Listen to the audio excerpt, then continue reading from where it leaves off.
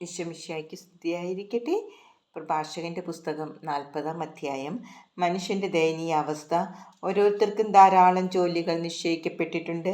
മാതാവിൻ്റെ ഉദരത്തിൽ നിന്ന് പുറത്തു വരുന്ന നിമിഷം മുതൽ സർവരുടെയും മാതാവിൻ്റെ അടുത്തേക്ക് മടങ്ങുന്നതുവരെ ആദത്തിൻ്റെ സന്തതികളുടെ മേൽ ഭാരമുള്ള നുകം വയ്ക്കപ്പെട്ടിരിക്കുന്നു.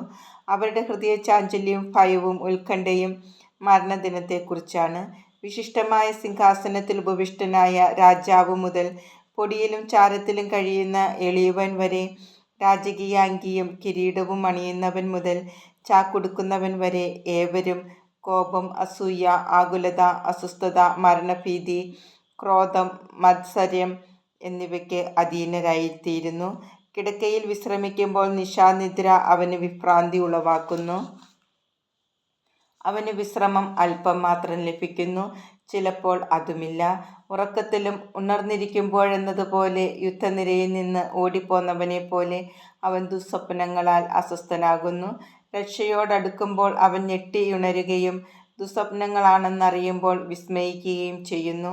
എല്ലാ ജീവികൾക്കും, മനുഷ്യനും മൃഗങ്ങൾക്കും, പാപികൾക്ക് 7 ഇരട്ടിയും മരണവും രക്തച്ചൊരിച്ചിലും കലഹവും വാളും ആപത്തും ക്ഷാമവും പീഡനവും മഹാമാരിയും വന്നു ചേരുന്നു.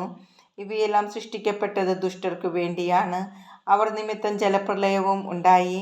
മണ്ണിൽ നിന്ന് വന്നത് മണ്ണിലേക്കും ജലത്തിൽ നിന്ന് വന്നത് ജലത്തിലേക്കും മടങ്ങുന്നു. കൈക്കൂലിയും അനീതിയും നിർമ്മാർജ്ജനം ചെയ്യപ്പെടും. വിശ്വസ്തത എന്നേക്കും നിലനിൽക്കും. അനീതി പ്രവർത്തിക്കുന്നവൻ്റെ സമ്പത്ത് കുത്തിയൊഴുക്ക് പോലെ പെട്ടെന്ന് അപ്രത്യക്ഷമാകും. ഭയാനകമായ ഇടിമുഴക്കം പോലെ തകർന്നു പോകും. ഔദാര്യശീലന് സന്തോഷം ലഭിക്കും. പാപികൾ നിശേഷം പരാജയപ്പെടും. ദൈവഭയമില്ലാത്തവൻ്റെ സന്തതി അധികം ശാഖ ചൂടുകയില്ല. വെറും പാറമേൽ പടർന്ന ദുർബലമായ വേരുകളാണവർ.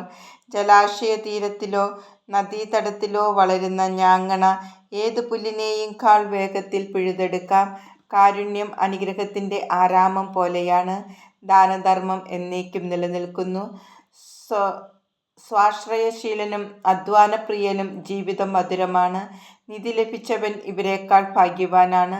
സന്താനങ്ങളും താൻ നിർമ്മിച്ച നഗരവും ആണ് ഒരുവൻ്റെ പേര് നിലനിർത്തുന്നത്.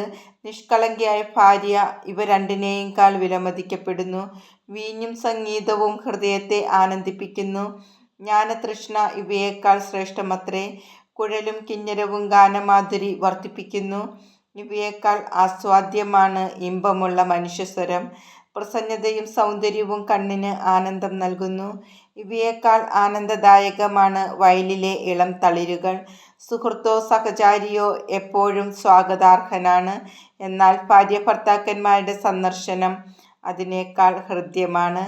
സഹോദരരും സഹായകരും വിഷമസന്ധികളിൽ ഉപകരിക്കുന്നു. ദാനധർമ്മം ഇവരെക്കാൾ സുരക്ഷിതമായ അഭയമാണ്. സ്വർണവും വെള്ളിയും പാദങ്ങളെ ഉറപ്പിച്ചു നിർത്തുന്നു. സതുപദേശം ഇവയേക്കാൾ ശ്രേഷ്ഠമാണ്. ധനവും ബലവും ഹൃദയത്തെ ഉത്തേജിപ്പിക്കുന്നു. ദൈവഭക്തി ഇവയേക്കാൾ അഭികാമ്യമാണ്. അതുവഴി നഷ്ടമുണ്ടാകുന്നില്ല. ദൈവഭക്തന് അന്യസഹായം തേടേണ്ടതില്ല.